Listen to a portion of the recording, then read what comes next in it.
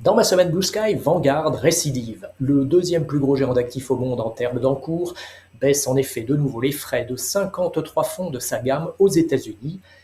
Économie théorique en 2026 pour les investisseurs dans les fonds concernés, 250 millions de dollars. L'an dernier, Vanguard avait procédé à la plus importante baisse de frais de son histoire, avec à la clé une économie théorique annuelle de 350 millions de dollars pour les investisseurs.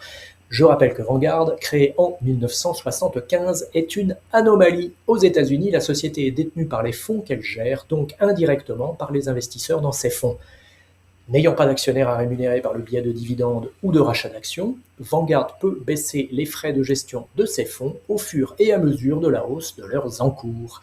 Cette baisse porte le niveau des frais moyens pondérés des encours de la gamme de Vanguard aux États-Unis à 0,06%. 0,06%.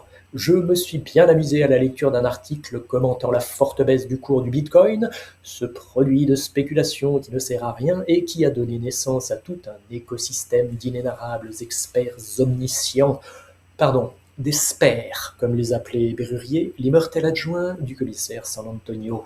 Pour l'expert Simon, la baisse s'explique par un retour marqué de l'aversion au risque qui gagne aussi l'univers crypto. Mais alors, faut-il vendre? Pour l'expert Antoine, c'est trop tard. Les mâchoires du piège se sont refermées. Il semble qu'il soit trop tard pour vendre. Un investisseur pris dans cette baisse est pour l'instant piégé. Pour l'expert Paul, il ne faut pas se précipiter. On surveille le marché de près et on attend que la volatilité baisse. Investisseur en Bitcoin, attention à tes mains. Pour un épargnant disposant de liquidités, le niveau actuel peut sembler opportuniste. Mais attention, il est inutile de tenter de rattraper un couteau qui tombe, à moins de porter des gants de protection. Je ne résiste pas au plaisir de citer Jenny Johnson, qui dirige Franklin Templeton.